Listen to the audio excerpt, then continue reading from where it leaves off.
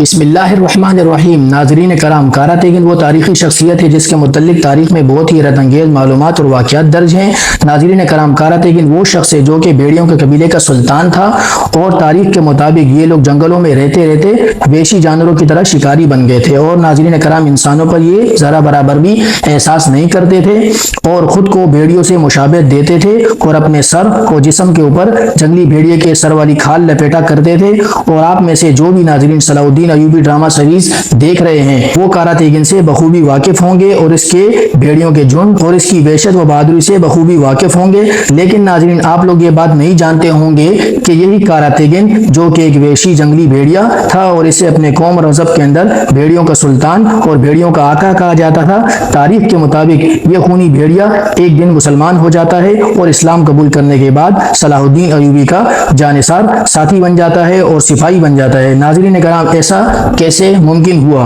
اور عظیم کارا تیگن مسلمان کیسے ہوا؟ تاریخی کتب کے مطابق اس کے متعلق حیرت انگیز واقعات کیا ہیں؟ کارا تیگن مسلمان ہو کر صلاح الدین ایوبی کا جانثار سپاہی اور اس دور کے ایک بہت ہی بزرگ عمر ملا افندی کی امانتوں کا محافظ کیسے بنا اور اس کا تعلق ترکوں کے کس قبیلے سے تھا اور یہ لوگ خود کو بھیڑیوں سے مشابہت کیوں رکھتے تھے اور اپنے سر کے اوپر بھیڑیوں کے خول کیوں پہنتے تھے؟ یہ لوگ عام انسانوں سے وحشی کیوں بنے؟ ان کا عقیدہ اور ان کی قوم اور ثقافت کیا تھی؟ ناظرین کرام، اور اس کے متعلق ساری کی ساری حقیقت تاریخی واقعات کو سامنے رکھتے ہوئے آپ کے سامنے پیش کرتے ہیں۔ ناظرین کرام، کارا تیگن کا تعلق بورو قبیلے سے تھا اور ان کے باپ کا نام اینور بے تھا جو کہ بورو قبیلے کا سردار تھا۔ ناظرین کرام، پہلے یہ لوگ قبیلے میں نہیں دمشق کے محل میں رہتے تھے جو کہ بعد میں سلطان نور الدین زنگی کی ملکیت بن گیا تھا۔ تو ہوا کچھ یوں کہ جب یہ لوگ دمشق پر حکومت کرتے تھے تو کچھ وجوہات کی بنا پر سلطان نور الدین زنگی نے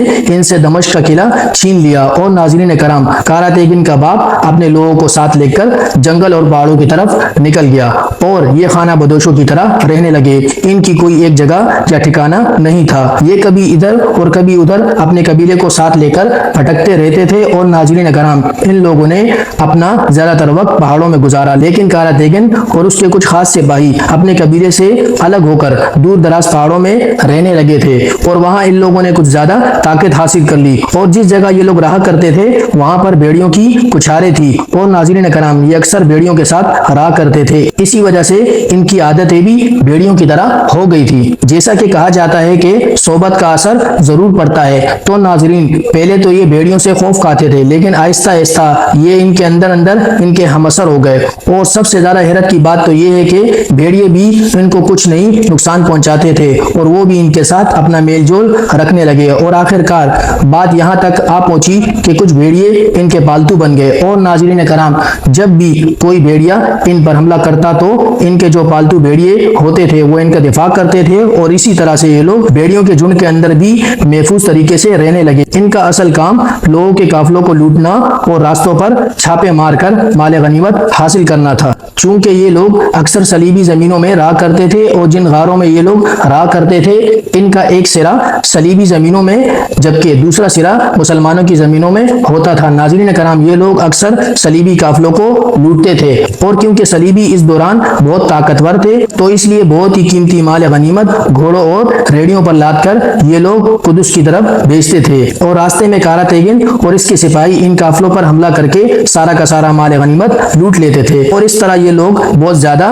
امیر اور مالدار ہو گئے تھے۔ لیکن ان کی عادتیں اکثر حیوانوں جیسی ہی تھی، انسانوں کے ساتھ یہ بہت ہی کم لگاؤ رکھتے تھے اور جبکہ ان کے قبیلے کے لوگ مسلمان ہو چکے تھے لیکن چونکہ یہ لوگ پہاڑوں کے اندر غاروں میں رہتے تھے اس لیے ان تک اسلام کی تبلیغ نہ پہنچی تھی اور یہ مذہب اسلام کے بارے میں کچھ بھی نہیں جانتے تھے۔ اور ناظرین کرام میں آپ لوگوں کو اب تھوڑا تفصیل سے بتاتا ہوں کارا تیگن کا تعلق کون سے مذہب سے تھا۔ اگر آپ لوگوں کو ویڈیو اچھی لگی ہے تو آپ لوگوں نے مجھے کمنٹ کر کے بتانا ہے۔ ویڈیو کا اگلا حصہ میں آپ لوگوں کے ساتھ نیکسٹ پارٹ کی شکل میں اپلوڈ کر دوں گا۔ اس طریقے سے ویڈیوز اپلوڈ کرنے کا مقصد صرف یہی ہے کہ آپ لوگ جو ویورز ہیں جو دیکھنے والے ہیں ان لوگوں کو اگر ہماری ویڈیو پسند آتی ہے تو وہ لوگ جن لوگوں کو ہماری ویڈیو پسند آئی ہے وہ کمنٹ کریں گے، وہ ویڈیو کو لائک کریں گے۔ جو لوگ کمنٹ کریں گے تو یہیں پر میں ان لوگوں کے ساتھ جو نا ویڈیو کا اگلا حصہ جو نیکسٹ پارٹ ہے وہ میں آپ لوگوں کے ساتھ یہیں پر بھی شیئر کر دوں گا اور اپنے جو چینل کی ویڈیوز ہے وہاں بھی دوبارہ سے میں نیکسٹ پارٹ بھی اپلوڈ کروں گا۔ تو مجھے اجازت دیجیے گا، نیکسٹ پارٹ کے لیے آپ لوگوں سے اجازت چاہتا ہوں۔ السلام علیکم۔